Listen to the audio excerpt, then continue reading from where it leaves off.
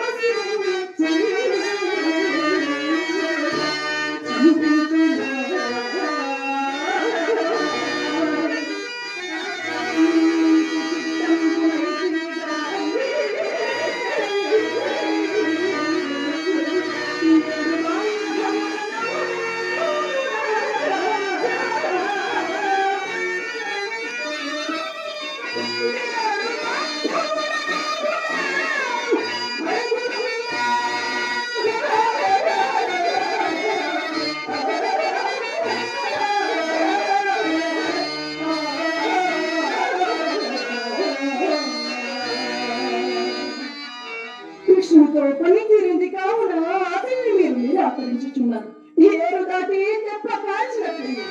ఇట్లు కృతజ్ఞుల మగలు అనేదెన్నడూ ఎరుగారు నీ అనేక ఉపకారములు వనర్చి విపన్నులకు పాండవులను కాపాడిన వాటిని